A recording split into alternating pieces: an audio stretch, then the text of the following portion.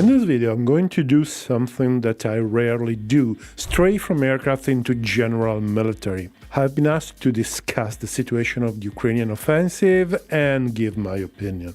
I am flattered by the fact that someone actually values my opinion, so I think I might give a small contribution to the debate. In particular, this is another subject that is highly divisive.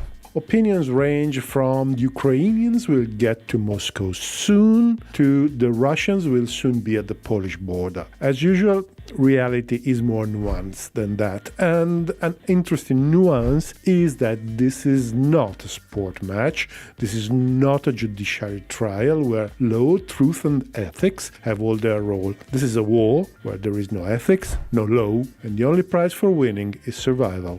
There are plenty of channels that cater to this kind of polarized public. This is a different place. So, let's get started. There are plenty of YouTube channels that follow the operation day by day, doing an excellent job. For a detailed description, I recommend following Weeb Union and Defense Politic Asia, while for an in-depth analysis of single events, I suggest History Legends. Links in the description below. Here, I will just give some flashes functional to my interpretation. So, Ukraine prepared 18 to 35 brigades for the summer offensive. Only few of them are equipped with Western systems. The size of these units is relatively small, with about 100 to 150 combat vehicles each and about 20 to 30 artillery tubes. However, likely, the forces beyond the first 16-18 brigades are just light infantry. And while the Ukrainians were preparing the brigades, the Russians prepared a defensive line that covers the whole length of the front with different densities. In the south, in the western sector, these defenses are 3 or 4 lines deep, and they extend in depth behind the front line. In other areas, for example in the north, there is just a single line. In front of the main lines in the south, there is a large buffer area between 10 and 20 kilometers deep with a low density of defenses and units whose job is basically to slow down an attacking force. The Ukrainians started the operations on the 6th of June with a heavy artillery and an in-depth attack by MLRS and Storm Shadows. In the south, which is commonly believed to be the main theater, at least so far, we can distinguish 2 stages. In the first stage, the Ukrainians tried to conduct movement operations with company-sized mechanized units, but this failed with fairly heavy losses on the Ukrainian side. In the second stage, the Ukrainians resorted to small infantry operations conducted by platoon-sized units that are basically still currently ongoing. There have been other attempts to conduct mobile operations more recently, but they really didn't work out. So the pressure is still on, and in the last few weeks, it actually seemed that Ukrainians sometimes take some days off to pause and regroup. The other major effort seems to be happening at the 2 sides of Bakhmut. In what I would call the second battle of Bakhmut, the Ukrainians have regained some positions in the areas north and south of the town. However, probing or decoy operations happen and keep happening along the entire contact line. The Ukrainian Air Force is having a limited role in the operations, where perhaps the most important action is the delivery of the Storm Shadow missiles. We have seen some activity of the Ukrainian helicopters, but definitely nothing major. The Russian Air Force, on the contrary, it is very active, at least if compared to the month in the beginning of 2023. Helicopters in particular have been very effective in the first couple of weeks of operations to counter the Ukrainian mechanized forces. Their activity, though, was reduced when the main operating base was hit, destroying some machines and neutralizing several pilots. Overall, the Ukrainians have achieved some limited territorial gains in the south and around Bakhmut, but the Russians have gained territory in an offensive operation in the Crimea area. And in the last couple of days, there has been Russian pressure in the north, in the Svatove area. And the moment I'm recording this, no breakthrough has happened. At the end of the day, the key is always air power, either achieved or denied, but in Ukraine, it is not what everybody expected before the war. There is a very high level of intelligence available to both sides through air power, albeit of a strange kind. Ukraine has benefited by a massive influx of intelligence from NATO. Flying near the Ukrainian border, there are always 2 AWACS aircraft and 1 or 2 electronic intelligence platforms like the EC-135. Above the Black Sea, there are constantly other intelligence assets flying above international waters, either high-altitude, long-endurance, unmanned vehicles like the Global Hawk, or other smaller platforms like the MQ-9. The RAF has ventured in the same area with their own RC-135. The P-8A are maritime surveillance and anti-submarine aircraft, but their capability of conducting alien operation is such that they can be used for intelligence, surveillance, and reconnaissance. We also know that Mirage 2000D under national authority flew intelligence missions above the Black Sea using the Astak Elint pod. So the Russian order of battle is well known, and this knowledge is passed on to Ukraine through a permanent structure operating in Germany. However, it seems that the information is not integrated with the operation of the Ukrainian armed forces. What I mean that there is no real-time communication between NATO and actively operating assets of the Ukrainian armed forces. For example, a pilot in flight is not receiving cues or data from the AWACS planes. This is an obvious measure to avoid escalation, but other more risky activities are known to have taken place. For example, we know that the RQ-170 stealth drones have violated the Crimean airspace at least 9 times. We can just hope that no incident like the one that happened in Iran in 2011 is going to happen this time. However, these flying assets are not the only source of intelligence. The US has several hundreds of space-based satellites. Many are communication assets, but many do provide all sorts of intelligence. They can do exactly what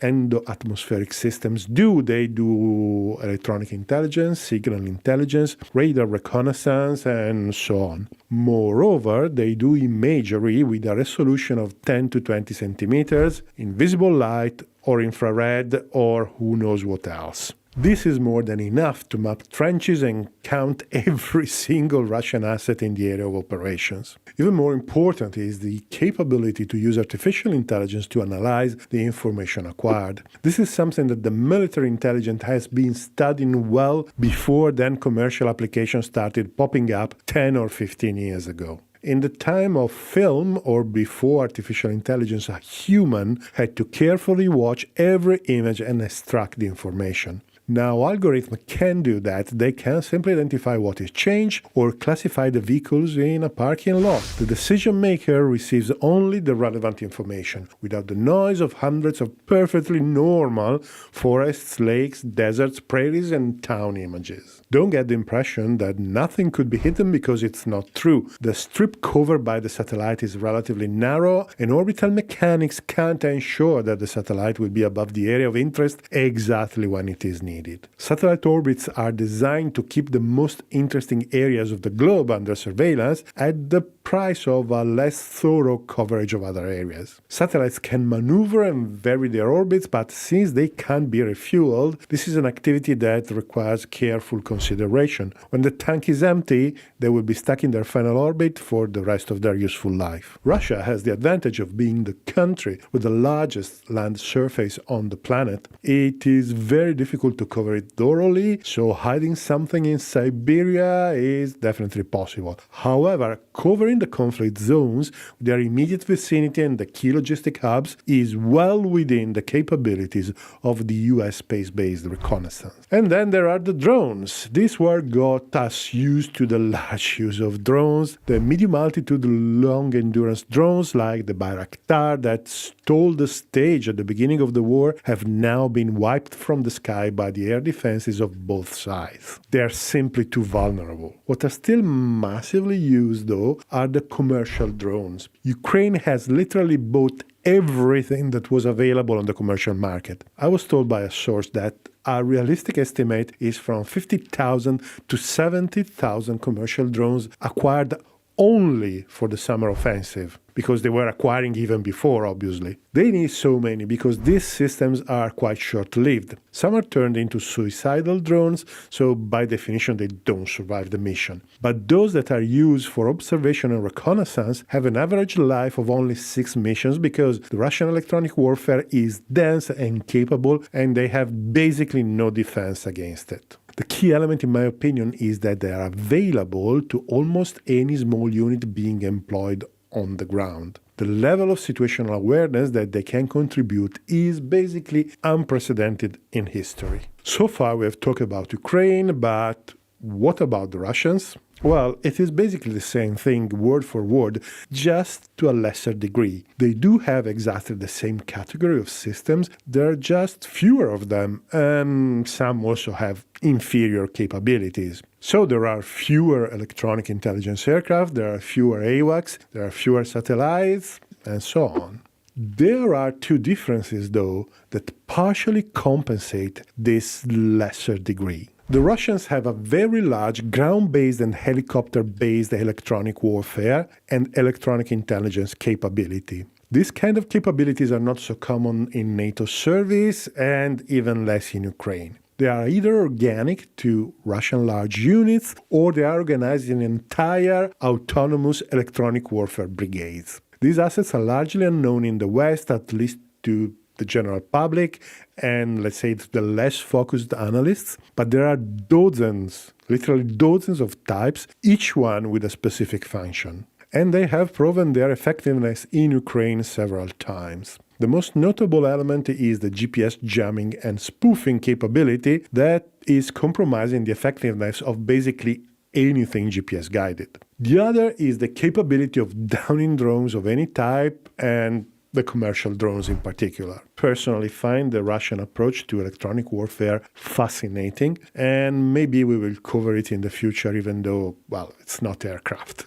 The other important difference is the use of military light surveillance drones. The Russian medium-altitude, long-endurance systems, the ones more on the light side, kept flying, albeit with some difficulties. The most interesting example is the Orlan. It's just a small toy plane with a gimbal camera. In reality, it has allowed for very fast kill chains with the Russian artillery. There are 2 versions often used together. One version is a reconnaissance vehicle and a communication relay, and then there is a slightly bigger variant with a laser designator for precision fire. It is used to identify Ukrainian moving targets and quickly react, directing guided munitions on them, like the Krasnopol round, which seems to be available in large quantities. These small drones have proven to be difficult to detect and attack because, well, they are small enough and fly high enough not to be easily visible with optical systems, and they have a very small radar cross-section having, well, few metal parts. They have been hit, and they have been downed, of course, but they turned out to be quite survivable. Now, why I am telling you all of this? Because in Ukraine we are seeing something unprecedented. The battlefield is transparent. Both sides have enough intelligence to know everything there is to know about the enemy. Anything moving in a depth of, say, 20 kilometers from the contact line is detected, and if possible, it is attacked. The Russians have less intelligence at hand than the Ukrainians, but they have enough to understand what is going on very clearly. You must also remember that this is a war where a lot of information is publicly available, much more than any other war in the past. I mean, there is enough information out there for an OSINT organization to produce maps with relatively accurate orders of battle. If civilians can do this, I let you imagine what military intelligence could do with access to all the assets we discussed above. The consequence is that tactical surprise is no longer possible. Manuals say that a competent commander should be able to achieve tactical surprise in most situations. This is no longer true. You can't, for example, attack frontally a position to fix the forces and send a unit around to attack from the flanks or from the back. The unit going around will be spotted and the enemy will react. So you may say, if surprise is not possible, what about speed? And that is what Ukrainians tried to do in the first few days of operations. We heard times and again how the Ukrainians should operate more according to NATO doctrine, practicing a war of movement. Well, they tried.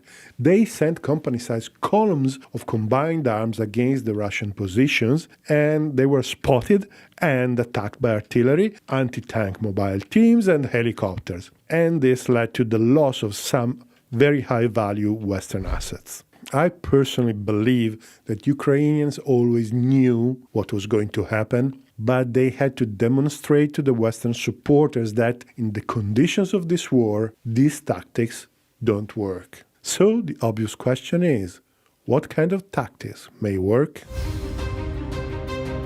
The Russians have preponderant artillery superiority, but the Ukrainians are using artillery and precision systems with a great effectiveness too. They're probably running out of ammunition, hence the entire DPICM's story, but this is a different subject. We had Russian witnesses explaining how the density of Russian lines has always been very low, much lower than expected in pre-war simulations. Units are split in small teams of no more than 5 to 10 men who occupy a single position, separated by at least 100 meters from each other. Each of these positions is not a target worthy of concentrated artillery fire. A Russian company after the reorganization is less than 100 men, and it may end up covering a kilometer of ground, or even more if deployed in an isolated stronghold.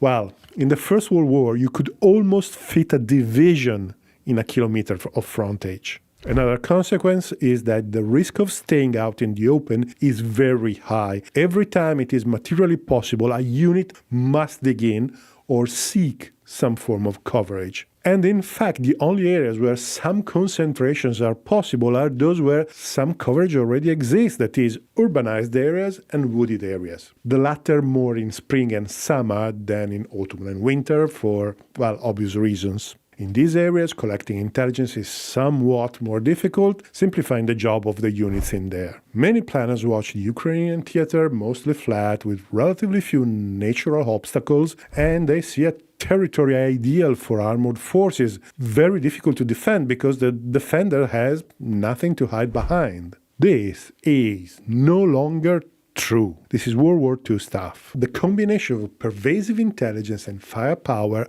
on both sides make any movement in open terrain extremely dangerous, particularly for concentration of forces. If you had the largesse and flexibility in the use of mines, particularly on the Russian side, well, it appears that maneuver war is no longer possible. Open terrain has become an almost impassable obstacle for both sides. And this is not limited to maneuver. Any concentration is just a target. And if you can't concentrate your forces, you can't really attack. Some will point me to examples where attack was possible and mobility paid off. True, it happened, but this was the exception, not the rule. And there were particular conditions that made it possible. For example, a very low force density on the defender side. So, what is the solution then? Well, there is one, and we have seen it work since the so-called Popasna breakthrough and during the so-called Russian winter offensive that included the first battle of Bakhmut. Small infantry teams advance in areas where cover is available, tree lines, woods, and developed land, with a massive fire support to suppress and possibly destroy the defensive strongholds before the attack. If the attack is successful, the attacking force is joined by engineers digging defensive positions and sappers clearing the area from mines and other explosives. Tanks and other infantry vehicles are used only for transport and fire support from a distance. And the result of a successful attack is an advance of a few hundred meters or the conquest of a small group of houses. A slow, grinding progress at best. And it is a very costly progress too, because losses are high on both sides. This is the textbook definition of a meat grinder. You also understand that since the advance can only be slow and methodical, the possibility of a real breakthrough where the attacking force finds itself with no more defenders in front and could penetrate deep into enemy territory, well, is almost non-existent. There's always time for the defender to move some reserves in the area and restart the process. In all of the above is explaining what we have seen so far in this war, the high losses, the small movements of the front line, the artillery war, and so on. So, how is the Ukrainian summer offensive developing in the light of these considerations? So, well, this is the part where, quite uncomfortably, I make my best impression of an armchair general and try to interpret what is happening. In the first week, the Ukrainians tried to break through the Russian defenses and failed with heavy losses among the units involved. Some say there was just a series of probing attacks, but I don't think so. They were well aware of how the Russians' defensive positions were set up. These attacks were supposed to roll over the advanced Russian defenses in the buffer zone and make contact with the main defensive lines in a matter of days. The decisive element that makes me think so is that they have been using some of the high-value Western assets they were given just for this task. What both cursed and partially saved them was the attempt to go through the minefields. Since the number of the mining systems is limited, they couldn't deploy entire battalions in combat formations, but they had to resort to company-sized columns moving behind the demining systems or the narrow demine corridors. When at first they were pounded by the Russian artillery and by anti-tank missiles, well, they stopped. In this way, only some elements of the advance's forces suffered heavy losses. To those who say that we know of just a couple of cases where this happened, I reply that statistically, for each specific case we know of, for each vehicle we see destroyed, there are many more that we don't see. One thing is keeping track of the social media posts to identify where the units are. An entirely different thing is tracing each and every movement on the battlefield. This is something that the two opposing militaries can do, but we, as civilians, can't. And the ones you don't see, well, depend on the side you are taking your news from. I tend to take the host-sent organizations that produce lists of lost assets with a boulder of salt, since I believe that there are good reasons to doubt of their impartiality, but this is just me. I don't expect you to agree. So, very reasonably, Ukrainians changed tact and resorted to the tactics we have described before, which brought some success. As I record this, the deepest penetration from the beginning of the offensive in the south is around 6 to 8 kilometers, so nothing particularly exciting. Moreover, we have seen that sometimes they still try some small mechanized operations, but, well, nothing major. Paradoxically, in the area around Bakhmut and other areas of the contact line, where the Ukrainians did not try a mechanized operation, but they started with the tried and tested tactics, the progress has been slow but steady. In the last 2 or 3 weeks, it seems that Ukrainians are also focusing on reducing the Russian overwhelming artillery superiority with counter-battery operations and precision-guided weapons, like guided artillery rounds or rockets. And it seems that they are obtaining some successes if we have to trust the words of the just-sacked Russian general Ivan Popov. However, considering the disparity of the two artillery forces, is definitely an uphill battle for the Ukrainians. So, is the offensive succeeding? Well, it depends on the expectations of whom you ask. Surely, they are not doing better or worse than my expectation, even though nobody cares of my expectations, and rightly so. Some time ago, I published a few shorts where I was discussing in summary the subject I am covering here, and I sort of predicted this situation, so I know it's not polite to say so, but I told you so. However, this offensive was sold to the general public as something out of World War II or Iraq 2003, and that did not materialize. And probably is also going worse than actual NATO expectations. They were likely expecting to be at the main line of resistance in 3 or 4 days. If I had to guess, the Western intelligence was convinced that the morale of the Russian forces was very low, and they were expecting to see units just melting away and refusing to fight. This, of course, did not happen. On the contrary, maybe for the first time since the beginning of the war, we have seen Ukrainian units surrendering or refusing to attack. It is not a large-scale phenomenon by any means, but it is happening sometimes. So if we look at the general picture in the south, Ukrainians in a month and a half just managed to barely dent the Russian buffer zone. A zone that the Russians themselves were expecting to lose in a few days of combat, and that is not a success at all. If the objective was to regain control of the land bridge and reach the coast of the Sea of Azov, well, it is clearly failing. If the objective, though, was to inflict losses to the Russian forces, then we may argue that they had some success so far. And this is taking us to three very strange considerations that we have to do about the events that are unfolding in front of our eyes. The first is that Ukrainians seem to be adopting an attrition strategy, but being on the offensive, they are taking more losses than the Russians. Since they have less resources than the Russians, this doesn't seem to be a strategy that could pay off in the medium-long term. I really don't know what to think. It could be desperation, but I don't think so. Or it could be that there is a reserve unaccounted for, ready to enter the operations that nobody knows about. In a way or another, I have the sensation that I am missing something on this subject. The second is that the Russians are fighting for the buffer zone way more than it should be expected. They are defending the area, they do counterattacks, and the frontline units have been completely involved in this fight. If I have to believe the maps that show the military units, the Russian reserve is still intact and in position, so only the frontline units have been involved so far. But I can't explain this either.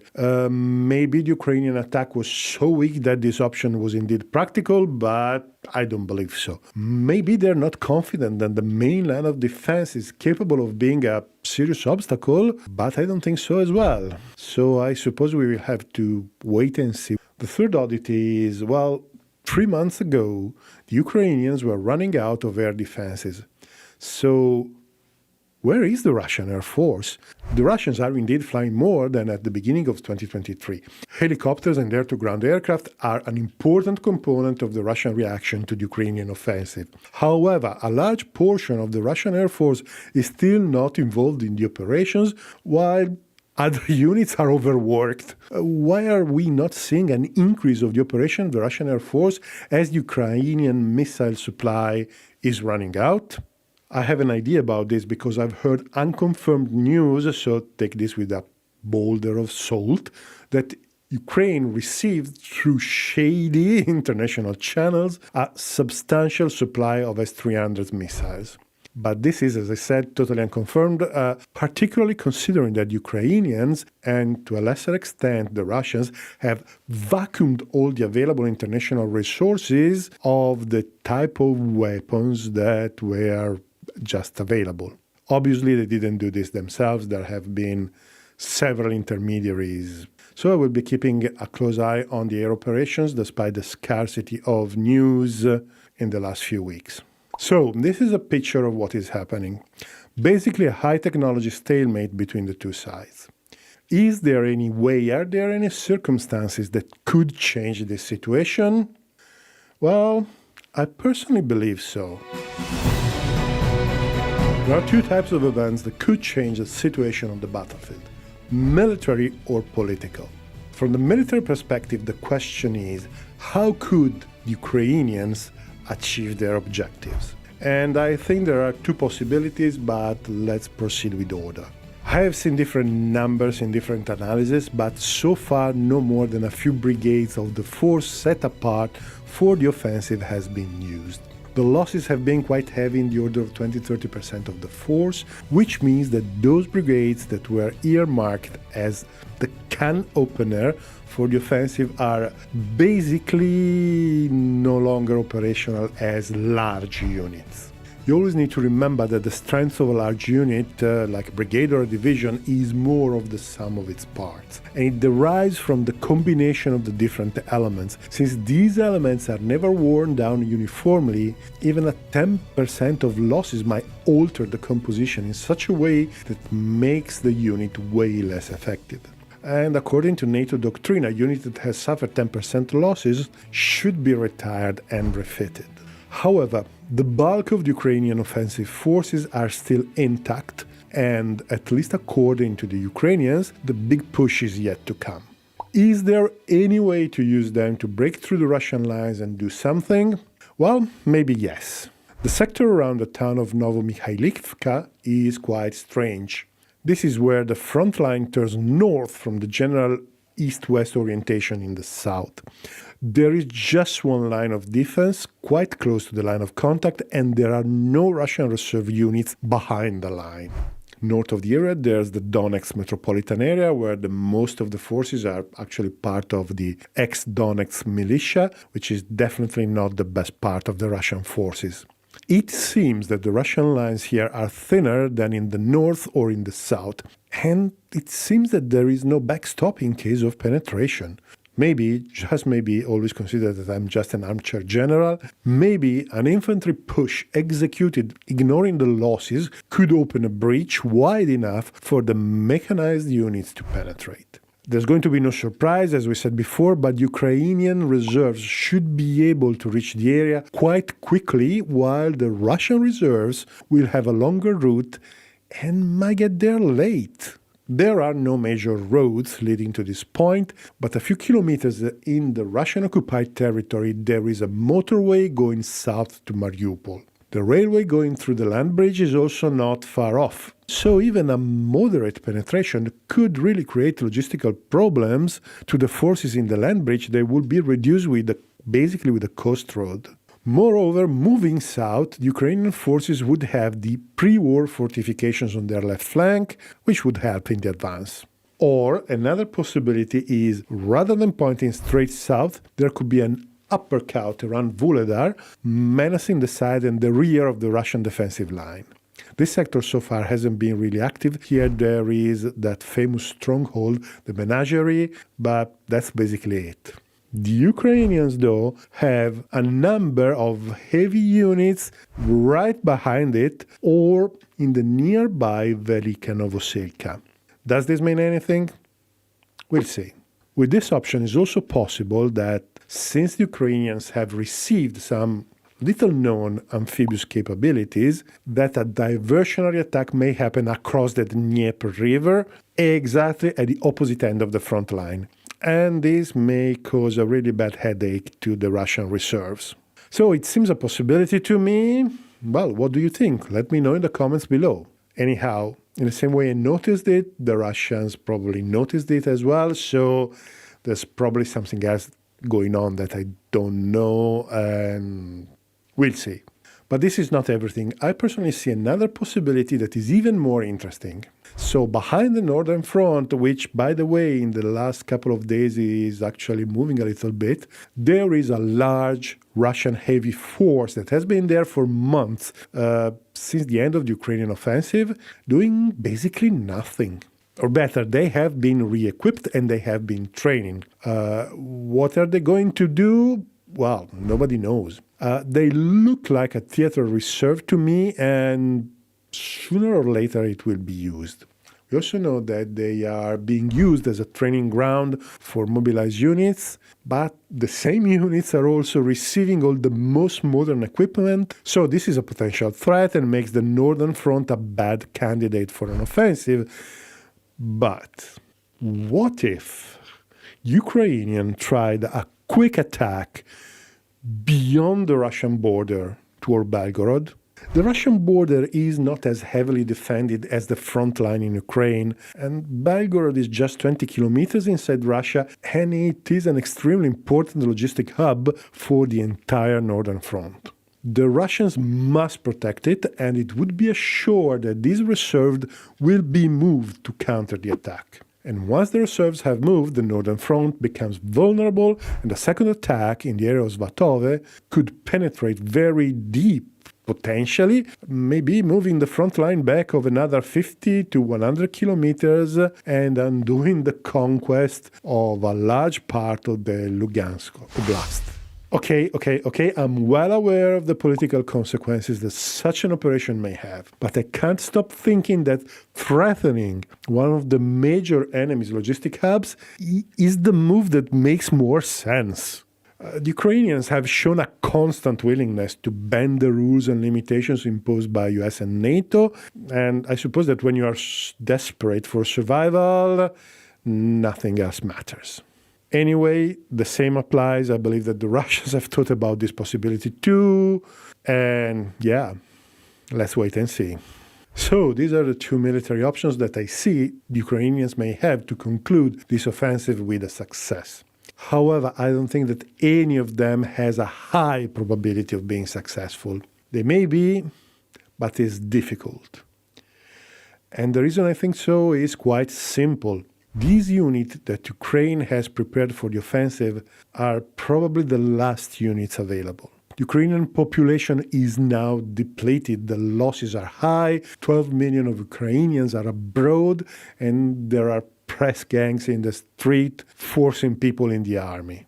Then there are not much more assets that the West could give. Maybe if we wait a couple of years, the Western industrial production will catch up, but governments change. The popular sentiment in the West is not as compact as the governments are in supporting Ukraine, and the new governments may reflect this attitude. If Ukrainians burn all of these forces in an offensive, then there will be little else remaining. The Russian reserves will keep growing, and then it will be the Russian turn. I think that Ukrainians would be better off trying the offensive, but saving a good proportion of their most modern systems and best trained forces to form a strategic reserve in being, like a fleet in being, just to hold a position till something else happens. And this brings us to the possible political events that could cause a successful Ukrainian offensive. Sure, the most effective but least likely would be a Russian change of regime. This seemed to have happened a few weeks ago, but it turned out to be an enormous farce that actually left Putin stronger than before. I know that many will not share this opinion, but this video is already very long, so I won't go in any more detail.